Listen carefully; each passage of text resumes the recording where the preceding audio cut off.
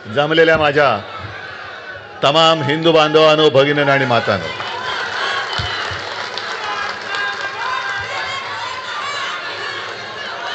आजच्या शिबिराने आपलं काम केलेलं आहे बरोबर, कारण तुम्ही आता चौताळलेले आहात.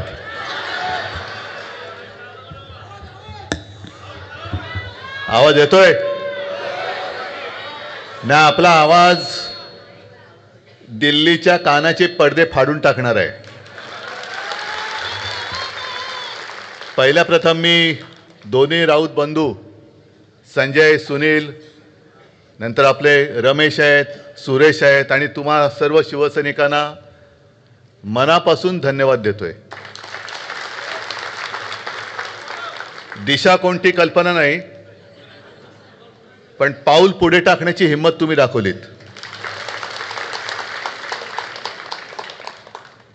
आणि साहजिकच आहे, शिवसेना प्रमुखांच्या तालमीत आपण सगळे तयार झालो आहोत. शिवसेना प्रमुख नेहमी म्हणायचे, मी म्हणेन ती पूर्व, आणि त्याच दिशेने आपण केवळ आपल्यालाच नाही तर आपल्या राज्याला आणि देशाला न्यायचंय. अनेक चांगले विषय आजच्या दिवसभराच्या शिबिरात झालेत आणि शिबिर हे असंच असलं पाहिजे. प्रत्येकाला कळलं पाहिजे की मी काय करायचं. कारण जाहीर सभेतली भाषणं असतात, उत्साह असतो, जोश असतो, पण नेमकं करायचं काय हे सांगितलं गेलं पाहिजे. आणि त्याच्यावरती भरपूर मार्गदर्शन झालेलं आहे. तुम्हाला सगळ्यांना सुद्धा धन्यवाद देतोय.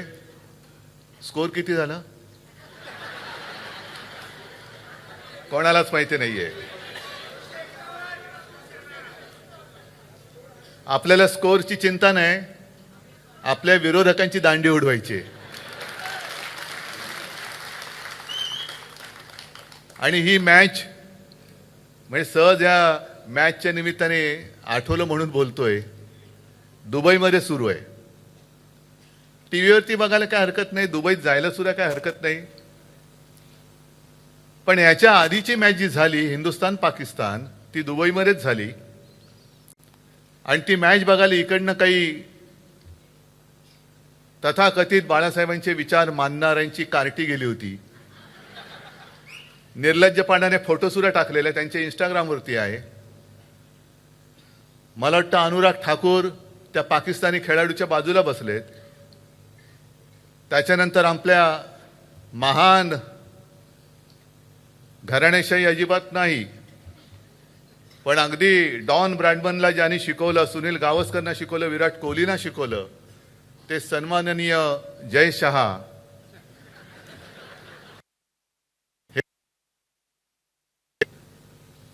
आता हा माझा पुढचा प्रश्न तुम्हाला आहे, हेच जर का जयशहाच्या जागी उद्धव ठाकरे असता किंवा आदित्य ठाकरे असता तर यांची नरकात गेलेली सगळी पित्र वरती येऊन थैताट घातला असता. बरोबर ना? कारण स्वर्गात पुण्यात्मे असतात ते स्वर्गात जातात, यांचे कुठे पुण्यात्मे नरकात गेलेत. पण एक फेक नॅरेटिव्ह जो हा विषय ना तो हाच आहे.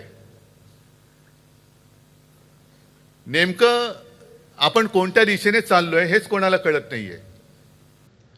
आणि म्हणून मी मगाशी संजय बोललो आणि ज्याचा तुम्ही उल्लेख केला की भाजपा हिंदुत्ववादी आहे हेच फेक नॅरेटिव्ह आहे. भाजपा देशप्रेमी आहे हेच फेक नॅरेटिव्ह आहे. कारण एका बाजूला हिंदुस्थान पाकिस्तान, जोपर्यंत पाकिस्तान आपल्या देशाबरोबर सरळ वागत नाही तोपर्यंत हिंदुस्थान पाकिस्तान बरोबर कोणतेही अगदी खेळाचे जरी असले तरी संबंध ठेवणार नाही हे बोलायचं. सुषमा स्वराज तेव्हा बोलत होत्या. हिंदुत्ववादी म्हटल्यानंतर ज्या बांगलादेशमध्ये हिंदूंचा अनन्वित छळ होतोय, आता तिथल्या बातम्या येणं बंद झालंय. त्या बांगलादेश बरोबर क्रिकेटची मॅच खेळायची, पाकिस्तान बरोबर क्रिकेटची मॅच खेळायची, आणि आम्हाला तुम्ही हिंदुत्व आणि देशप्रेम शिकवणार. दुर्दैव काय झालंय की ज्यांचा स्वातंत्र्य लढ्याशी सुतराम संबंध नव्हता, आम्ही काल परवाच्या माझ्या भाषणात सुद्धा बोललेलो आहे,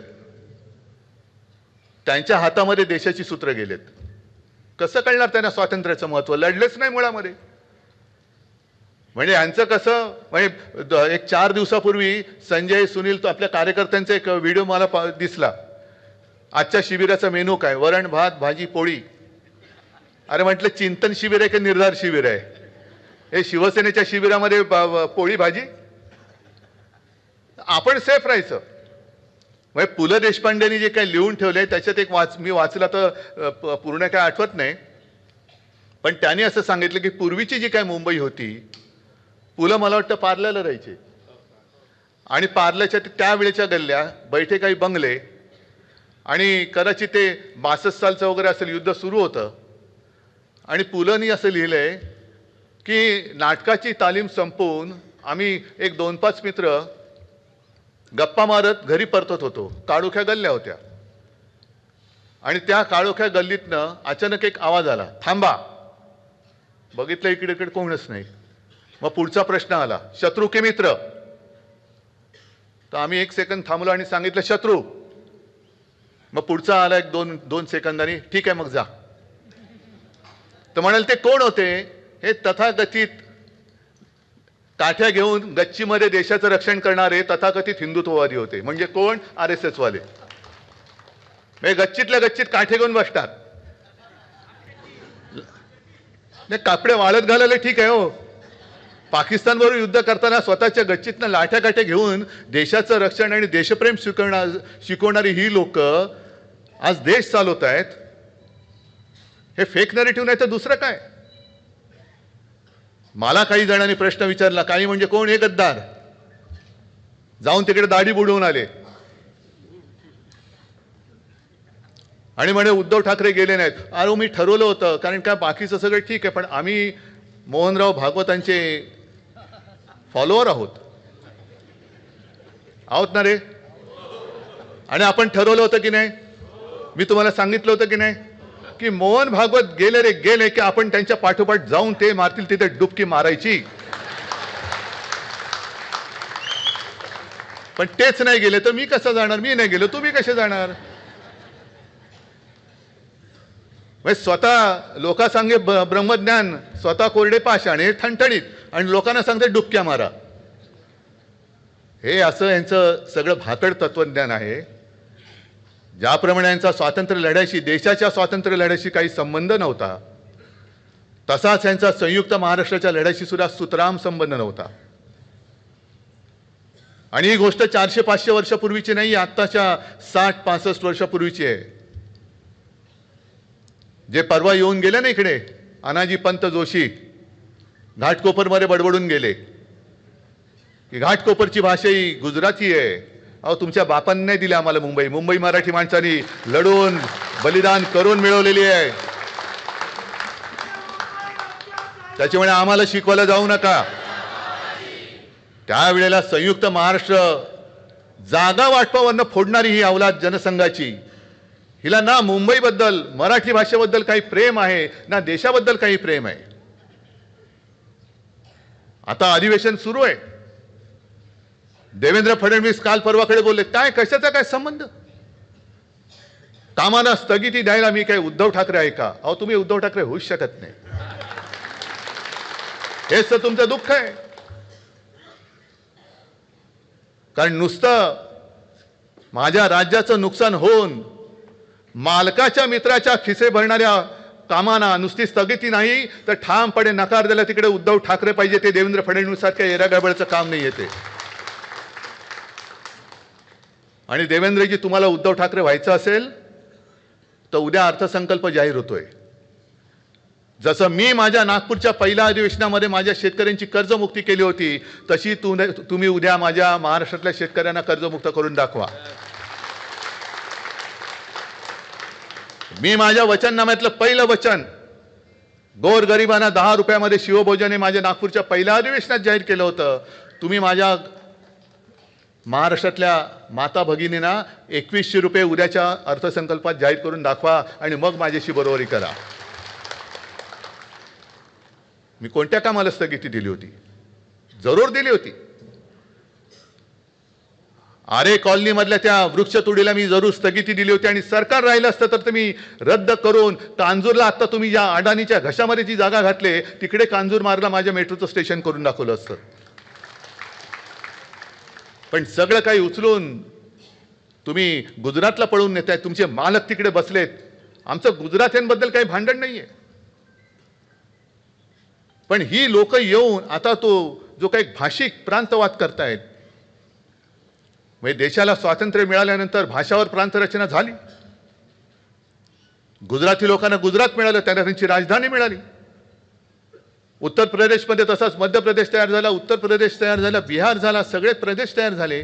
त्यांना त्यांची भाषा आणि त्यांची राजधानी मिळाली. मराठी माणूस म्हटल्यानंतर मराठी माणसाला कोणी किंमतच देत नाही. मराठी काय करेल मराठी? कारण हे असे गद्दार आहेत. मराठी माणूसच मराठी माणसाचा घात करतो. म्हणून ती जी काय खेकड्याची गोष्ट आहे की इतर सगळ्या माशांच्या टोपलीवरती कव्हर टाकतात, पण खेकड्याच्या टोपलीवरती नाही. का? कारण तेच एकमेकाचे पाय खेचतात. तसंच गत दुर्दैवाने आपली झालेली आहे. कधीतरी आपण ह्या आपली जी काय प्रवृत्ती आहे ती तोडून आपण सगळ्यांच्या पुढे जाऊ शकणार आहोत की नाही, हे या शिबिरात काय ठरवणार असाल तर तुम्ही निर्धार करा. किती दिवस बसायचंय? हिंदुत्व आहेच ना. पण शिवसेना प्रमुखांनी जे सांगितलं होतं की मी महाराष्ट्रामध्ये मराठी आहे आणि देशामध्ये मी हिंदू आहे, असेल मी गुजरातमध्ये गुजराती आहे पण देशामध्ये मी हिंदू आहे, बिहारमध्ये बिहारी आहे पण देशामध्ये मी हिंदू आहे, ही आमची हिंदुत्वाची व्याख्या आहे. आज संपूर्णपणे तुम्ही नासून टाकताय हिंदुत्व. जय श्रीराम. अहो जय श्रीराम आम्ही सुद्धा म्हणतो, पण आम्हाला भाजपा मुक्त राम पाहिजे. हा राम तुम्ही तुमचा त्याच्यावरती शिक्का उमटू शकत नाही. राम आमचा सुद्धा आहे. आणि म्हणूनच मी माझ्या शिवसेनेच्या वचननाम्यामध्ये जे एक वचन दिलं होतं, पुन्हा मी करणारच. राज्य तर आपण आणणारच. हे असं तसं नाही मी सोडणार यांना, असं तसं सोडणार नाही. आपलं सरकार आल्यानंतर प्रत्येक जिल्ह्यात मी आपल्या दैवताचं छत्रपती शिवाजी महाराजांचं मंदिर उभारून दाखवणार म्हणजे दाखवणारच. आम्ही जय श्रीराम बोलोच, पण त्यांना तुम्हाला सुद्धा भाजपवाल्यानो जय शिवराय, जय शिवाजी, जय भावानी बोलायला लावलंच पाहिजे आणि ते तुम्हाला आम्ही लावूच. जर तुम्हाला कोणी बोललं जय श्रीराम, ठीक आहे जय श्रीराम, पण जय शिवाजी जय भावानी पण बोल, तोपर्यंत त्याला सोडू नका त्याला. तुम्ही आता आम्हाला दैवतावरून भांडणं लावायला निघालात. आजपर्यंत या मुंबईमध्ये जेवढी संकट आली, नैसर्गिक आपत्ती असेल, अतिरेक्यांचा हल्ला असेल, स्वतःच्या प्राण्याची पर्वा न करता त्या संकटात उडी मारून जीव वाचवणारा माझा शिवसैनिक आहे. गोमूत्राची बाटली हलवणारा RSSचा किंवा भाजपचा कार्यकर्ता नाहीये. हे जे शिवसेना प्रमुखांचं मगाशी भाषण दाखवलं ना, तेच आग आपल्या अंगामध्ये पाहिजे. का पाहिजे परत शिवसेना प्रमुखांचं भाषण? तुम्हाला दिलंय ना तुम्हाला त्यांनी. अरे संपूर्ण आयुष्य त्यांनी उधळून टाकलं आपल्यावरती. काय आपण आपल्याला त्यांनी जी काय जडणघडण केली ती काय अशीच नुसती काय मातीचे गोळे बनवायला नाही केली. जो महाराष्ट्र आपण म्हणतो दगडांचा देश, होय आम्ही आहोत, दगड आहोत. आणि माझे आजोबाजे बोलायचे की देव काय, शेंदूर फासला तर दगडाला शेंदूर फासला तर देव, नाही तर तो धोंडा आहे. आम्ही धोंडे आहोतच. जो कोणी आमच्या महाराष्ट्राच्या मुळावर येईल त्याचा कपाळ मोक्ष करण्याची ताकद आमच्या या सगळ्या मराठी मनामध्ये आहे. आणि मग अशा वेळेला त्या ज्या काय कवितेच्या ओळी आहेत, माझ्या मना बन दगड बनवून आपण यांना सामोरं गेलं पाहिजे, हे सगळे आपल्याला पिळवटून टाकतायत. अगदी म्हणजे त्यांची ज्या दिशेने वाटचाल सुरू आहे. आता संजय तुम्ही जे सांगितलं, जसं पुतिन जिंकला, हिटलर सुद्धा जिंकला होता. हिटलरचा जर का तुम्ही इतिहास पाहिला तर हिटलरला सुद्धा 90%, 95%, 97% मतं मिळाली होती. पुतिनला सुद्धा आता अलीकडच्या काळामध्ये बहुमत मिळालेलं आहे. आणि तसंच ह्यांना बहुमत मिळतंय. हे बहुमत खरं मत नाहीये, ही सगळी लांडी लबाडी करून मिळवलेली सत्ता आहे. जर कोणी अगदी आहेत ना, मी तुम्हाला मगाशी संबोधित करताना हिंदू बांधवांनो, भगिनींनो आणि मातांनो म्हणालो, पण इकडे काही मुस्लिम असतील, काही ख्रिश्चन असतील, पण ते काय आपल्यासोबत आले ज्यांना आपलं हिंदुत्व मान्य आहे. कारण आपलं हिंदुत्व हे देशप्रेमाशी निगडीत आहे. ते ज्यांना मान्य आहे, तो मुस्लिम असला तरी आमचा आहे, मी जाहीर सांगतो. यांच्यासारखं माझं हिंदुत्व नाही आहे की इकडे पाकिस्तानचा निषेध करायचा आणि तिकडे जाऊन दुबईमध्ये जाऊन हिंदुस्थान पाकिस्तानची क्रिकेट मॅच बघत बसायचं त्या पाकिस्तानी माणसाबरोबर. हे आमचं हिंदुत्व नाही आहे. ही थेरं मला बाळासाहेबांनी शिकवलेलं नाही आहेत. एका बाजूला 56 इंचाची छाती, हे सुद्धा फेक नॅरेटिव्ह, आणि तिकडे जाऊन नवाज शरीफच्या वाढदिवसाचा केक खाऊन यायचा. काय जर हिंदू म्हणून किंवा आमच्या महाराष्ट्रासाठी, मराठी माणसासाठी, देशासाठी जर मुस्लिम आमच्या सोबत येत असतील तर भाजपच्या पोटात का दुखावं? काल परवाकडे जे साहित्य संमेलन झालं त्याच्यामध्ये महाराष्ट्र गीत त्या शमीमा अख्तर ना, काश्मीरी मुस्लिम, तिने गायलं. आणि या भैयाजी जोशींसारख्या माणसाला कळणार नाही हे. संयुक्त महाराष्ट्राचा जो लढा पेटला होता त्याच्यामध्ये जे आघाडीवरती होते त्याच्यात एक होता शाहीर अमर शेख. होय, होता, जन्माने मुसलमान होता. आमच्या घरी यायचं, आम्ही अनेकदा सांगितलेलं आहे. शिवाजी पार्कला राहत होतो आम्ही, त्यावेळेला आजोबांकडेही सगळी लोक यायची, कारण आजोबा माझे तेव्हा सेनापतीसारखे लढत होते. शाहीर अमर शेख यायचे, सेनापती बापट यायचे, अनेक लोक मोठमोठी माणसं मी बघितलेली आहेत घरी येताना आलेली. आणि शाहीर अमर शेख आज सुद्धा मला आठवतात. पण याच शाहीर अमर शेखने ज्या वेळेला दिल्लीमध्ये मराठी माणसाने आंदोलन केलं होतं तेव्हा त्यांचं डब घेऊन सगळ्यात आघाडीवरती होता. जागा मराठा आम जमाना बदलेगा. जागा मराठा बोलणारा अमर शेख असेल जातीने, जन्माने मुसलमान असेल, पण तो आमचा होता, कारण तो संयुक्त महाराष्ट्रासाठी लढला होता. तो काही जनसंघीय नव्हता, शेपूट घालून बसलेला आणि सगळं मिळाल्यानंतर तोडफोड करून राज्य बळकवणारा तसा अमर शेख नव्हता. साबिर शेख सुद्धा होता ना, अमर शेखची आठवण करताना साबिर शेख होता. पण आमच्यासोबत जर का आले मुस्लिम तर वोट जिहाद. आणि मोहन भागवत मशिदीत जातात. उद्धव ठाकरे गेलेले नाही अजून, पण गेला तो परत त्यांची नरकातली सगळी पित्रवरती येतील. मोदी म्हणतात की लहान असताना त्यांच्या घरी ईद आजूबाजूला साजरा व्हायचा, सगळे मुस्लिम जे काय होते त्यांच्या घरनं जेवण यायचं. आता यांच्यासाठी खास बटाट्याची भाजी आणि पुरी बनवून द्यायची, त्याला आपण काय करायचं? असू शकेल ना, आपण कसं सांगणार? आणि मग ते ताजिया खालनं जायचे, तरी तुम्ही हिंदू. आणि केवळ मुसलमानांनी शिवसेनेला मत दिलं, उद्धव ठाकरेला मत दिलं, कारण करोना काळामध्ये आपण केलेलं काम. तर आम्ही लगेच हिंदुत्व सोडलं. हे जे काय फेक नॅरेटिव्ह आहे. आणि म्हणून मला अनेकदा जे बोलतात काही लोक की हिटलर हिटलर हिटलर आहे, साम्य बरंच आहे. हिटलरचं सुद्धा असं म्हणतात की 4 पातळीवरती त्याचं काम चालायचं. म्हणजे आता जे काय आपले प्रवक्ते वगैरे असतात ना, तेव्हा चॅनल वगैरे नव्हती, पण तेव्हा जे चालायचं, एक म्हणजे स्वतःची बाजू मांडणं, हे का काही प्रवक्त्यांचं काम. दुसरं, दुसऱ्यावरती आरोप करणं. तिसरं, विरोधकांनी केलेल्या आरोपांना उत्तर देणं. आणि चौथं, ते म्हणजे फक्त अफवा पसरवणं.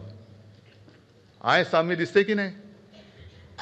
आता जे काय यांचं चाललेलं आहे ह्याच्यामध्ये आणि त्याच्यामध्ये साम्य दिसते की नाही दिसत?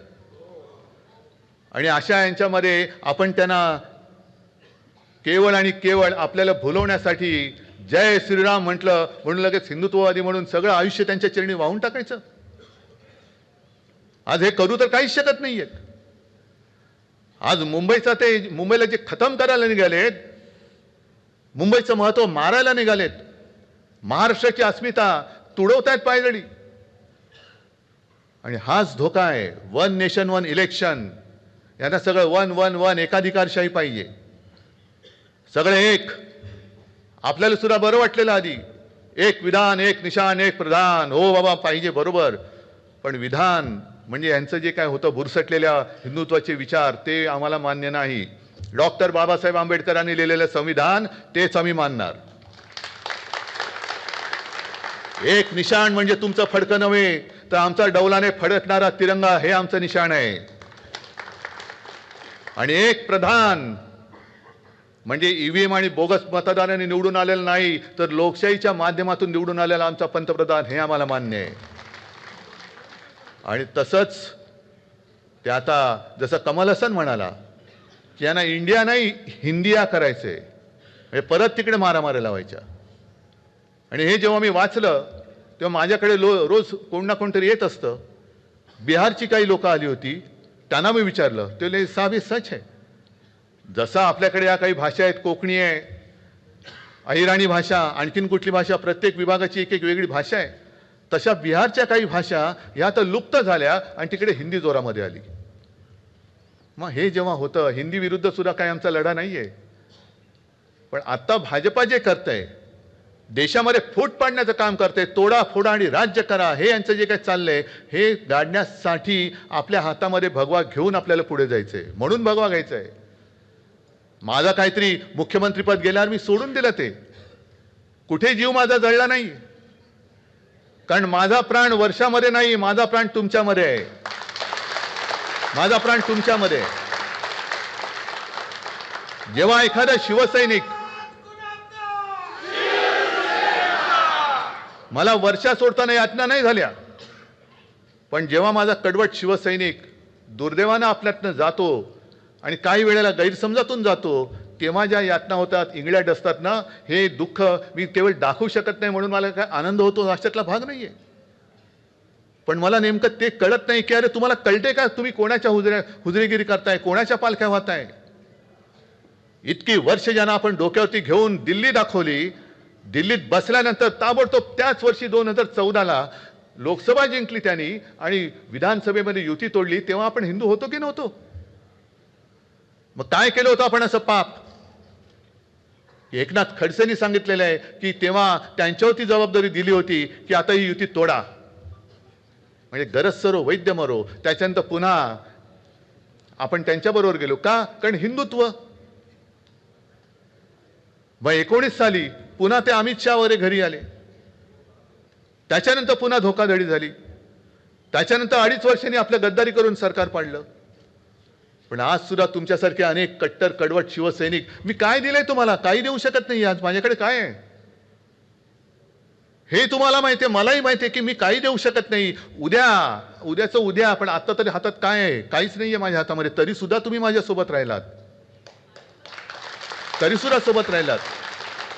आणि केवळ हे माझं काही कौतुक नाहीये, हे हिंदू हृदय सम्राट शिवसेना प्रमुखांनी जे काही त्यांची पुण्याई उभी केलेली आहे त्याचं हे सगळं चित्र आहे. मी कोण आहे, मी कोणीच नाहीये. आणि म्हणून मी अभिमानाने पुढे चाललेलो आहे. निवडणूक आयोगाने आपल्यावरती अन्याय केलेला आहे, सुप्रीम कोर्टाचा निकाल अजून लागत नाहीये. एक एक एक एक एक एक न्यायमूर्ती येत आहेत आणि जात आहेत, येत आहेत आणि जात आहेत. पुढच्या वर्षी लवकर या, तसे पुन्हा जात आहेत. 50 वर्ष 70 वर्ष, आमच्या केसला आता 75 वर्ष झाली. त्याचा आम्ही आता अमृत महोत्सव करतोय, रौप्य महोत्सव करतोय, सुवर्ण महोत्सव. का अहो केस केले माहित नाही तुम्हाला, 100 वर्ष झाली आमच्या केसला, निकालच लागत नाही अजून. ही असली लोकशाही घेऊन आपण पुढे जातो आहोत. आणि तरी सुद्धा मी ठाम उभा आहे, हातामध्ये मशाल घेऊन. आणि अजूनही एवढं सगळं करूनही, म्हणजे नाव चोरलं, पक्ष चोरला, वडील चोरले, कारण वडिलांचा पत्ता नाही यांच्या, कारण आयुष्यात कधी काही केलं नाही. मग शिवाजी महाराज आमचे, संभाजी महाराज, अरे आता तो पिक्चर आलाय छावा, काय भाजपवाल्यांचं काय कर्तृत्व त्याच्यात, काय केलं काय तुम्ही. हा, जशी इतर लोक बघतायत पिक्चर तसं तुम्ही पिक्चर बघताय. हा, अनाजी पंतांचं काय बघायचं असेल म्हणून जात असाल तर जरूर जा, की बरोबर त्यांची परंपरा चालवतोय की नाही, भगव्याला डाग लावतोय की नाही, भगव्यात फूट पाडतोय की नाही. म्हणून मी या गद्दारांना सांगतोय की जसं मी माझ्या वडिलांचं नाव अभिमानाने लावतोय, शिवसेना उद्धव बाळासाहेब ठाकरे, तसं गद्दारांनी शिवसेना अमित शहा म्हणून लावावं, नाही तर शिवसेना अदानी म्हणून लावावं, कारण त्यांच्यासाठी काम चाललेलं आहे. ही केवळ आपण जिंकण्याची लढाई नाहीये, तर कशावरती विजय मिळवायचा हे पहिले ठरवा. निवडणुका येतात आणि जातात, विजय होतो, पराभव होतो, परत विजय होतो. अगदी आजच्या शिबिराने मला 2000 साली अमरावतीला जे शिबिर घेतलं होतं त्याची आठवण झाली. कारण 99 साली आपल्याला वाटलं होतं आपण जिंकणार, 95 साली सरकार आलेलं, 99ला तर नक्की येणार, पण नाही आलं सरकार. सगळं चिडीचूप, कसं झालं. आपल्याला हा एक थोडासा नाही म्हटलं तरी प्रॉब्लेम आहे. आपण जोशात असतो, पण जरा कुठे खुट झालं की सगळा जोश जातो आणि अरे काय झालं, काय संपत नाही हो. पाऊस पडत असतो, मध्ये दुष्काळ येत असतो, पुन्हा पाऊस येतो, पुन्हा कोंब येतात. तशी माझी शिवसेना आहे, तशी माझी शिवसेना. वाटत असेल कोणाला दुष्काळ, पण बीज पेरली गेलेली आहेत, बीज पेरली गेलेली आहेत, ती त्या बीजापर्यंत, त्या मुळापर्यंत कोणी पोचू शकत नाही. त्या 99 साली सुद्धा अमरावतीला आपण शिबिर घेतलं आणि त्याच्यानंतर पुन्हा नवे धुमारे फुटले आणि मग पुन्हा नवीन वाटचाल सुरू झाली. तशीच आजची पुन्हा नवी वाटचाल आहे, तशीच ही पुन्हा वाटचाल करायची. फक्त तुम्हाला सगळ्यांना एक ठरवावं लागेल. आज तुम्ही जिद्दीने इकडे आलेला आहात. संजय, मगाशी तुम्ही जे बोललात ते खरं आहे. लोकसभा निवडणुकीमध्ये आपण त्यांचं अश्वमेधाचं गाढव अडवलं होतं, महाराष्ट्राने अडवलं. अभिमान वाटतो मला तुमचा. या ईशान्य मुंबईमधनं सुद्धा त्यांची मक्तेदारी आपण मोडून टाकली लोकसभेमध्ये. मला अभिमान आहे तुमचा. पण लोकसभा निवडणूक आणि विधानसभा निवडणुकीत एक नक्की मान्य केलं पाहिजे की आपण गाफील राहिलो. लोकसभेला आपण आपल्याला जिंकायचंच आहे म्हणून लढलो, त्वेषाने लढलो, आणि ती महायुती लोकसभेला आपण जिंकणार कारण मोदीजी आहेत. लोकसभेनंतर विधानसभा आली, मधल्या काळात हे सगळे घुसवाघुसवीचे प्रकार झाले मतदारांचे. आपण ज्या मानसिकतेत होतो की आम्हाला जिंकायचंच आहे, त्या मानसिकतेत महायुती होती आणि आम्ही जिंकलो आहोत. अगदी आपले मित्रपक्ष सुद्धा जॅकेट बिकेट शिवून तयार होते की बस आता जिंकलोच आणि मी घोड्यावर बसणार, जाणार विधानसभेत. म्हणजे त्या निकालानंतर मला काही जणांनी जे सांगितलं, काँग्रेसवाले आले, राष्ट्रवादीवाले काही आले आणि मला म्हणाले, उद्धवजी एक चूक जी झाली ती झाली, ते नाव जाहीर करायचं वगैरे म्हटलं ते सोडून द्या, त्याचा आता इतिहास झाला. पण त्यांनी सांगितलं ते फार महत्त्वाचं होतं की विधानसभे निवडणुकीमध्ये आपण केलेलं काम आपल्या ह्या जागेच्या साठमारीमध्ये आपणच मारून टाकलं, आपणच मारून टाकले. खरं आहे. आपण काय करत गेलो, तुम्ही किती देणार, एवढे, आम्ही एवढे, तुम्ही काय करणार, हे, आम्ही हे, ह्याच्यातच राहिलं. अरे पण आपण उत्तमरित्या सरकार चालवून दाखवलं. जगभरामध्ये आणीबाणी सदृश्य परिस्थिती नव्हे, आणीबाणीपेक्षा वाईट परिस्थिती होती, त्याही वेळेला आपण महाराष्ट्र थांबू दिला नव्हता. हे आपण लोकांना सांगूच शकलो नाही. आणि तेच काम नेमकं त्यांनी केलं. भ्रष्टाचार, भ्रष्टाचार, भ्रष्टाचाराचा काय आगडोम नुसता केला. आहे इकडे आता सूरज, आहे इकडे बसलाय, नाही घाबरला. काय खिचडी घोटाळा. अरे तुम्ही बकासुरासारखे खाताय, तुमचे हजारो कोटीचे भ्रष्टाचार आता बाहेर येत आहेत. संजय राऊतला आत टाकला होता तुरुंगात, नाही डरला. एक तर मला वाटतं घाबरून संजयला त्यांनी सोडून दिला. जा बाबा जा, आला तू गेलास तर तिकडे बरं. काही गेले शेपट्या घालून, पण त्या सगळ्यांना तिकडे घेऊन जणू काही गंगा स्नान घातलं तसं भाजपा स्नान घातलं त्यांनी आणि पवित्र करून टाकलं. अजितदादांनी घेतले 70,000 कोटी, ह्या ना गेले एवढे हजार कोटी. हे घोटाळे कितीचे. प्रफुल्ल पटेलला धुवून स्वच्छ केला. म्हणजे हे सगळे घोटाळेच्या घोटाळे हे आता तुम्हाला लोकांना सांगण्याची गरज आहे. आपण गाफील होऊन नाही चालणार. आपण केलेली कामं, मुंबईमध्ये केलेली कामं मी अभिमानाने सांगेन. जसं 2012 साली आपण फक्त 2 शब्दावरती मुंबई जिंकली होती, करून दाखवलं. आता 2017ला पण तेच केलं. आणि हा जो कोस्टल रोड आहे, देवेंद्र फडणवीसना म्हणावं, हे तुमचं नाहीये, हे कर्तृत्व माझ्या शिवसेनेचं आहे. त्याचं भूमिपूजन मी केलेलं आहे.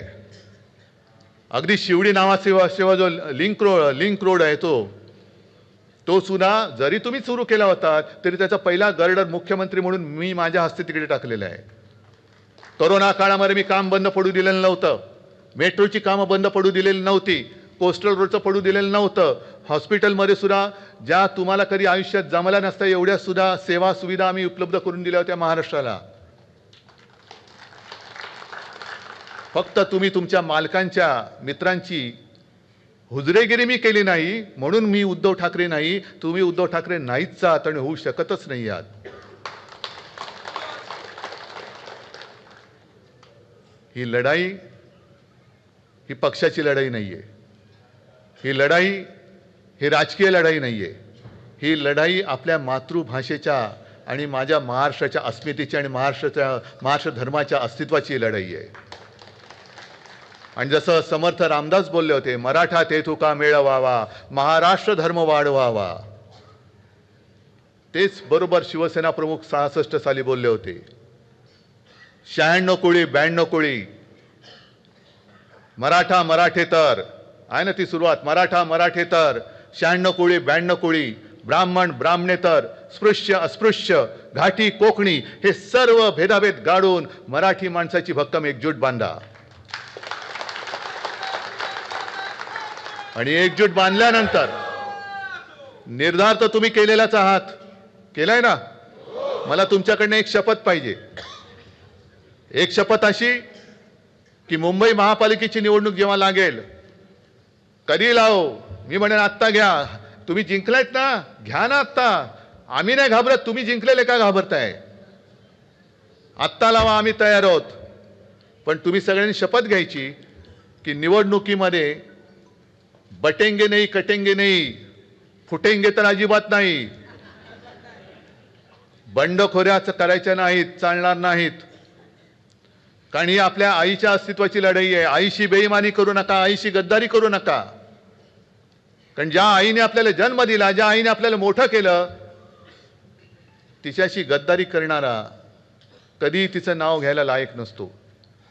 म्हणून आज जसा तुम्ही लढण्याचा निर्धार केलाय, तसं आज जसं एकजुटीने इकडे आलेला आहात, निवडणुकीत सुद्धा एकजुटीने आपण पक्ष म्हणून, संघटना म्हणून, देईल तो उमेदवार मी निवडून आणल्याशिवाय राहणार नाही, हा एक निर्धार करा आणि कामाला लागा.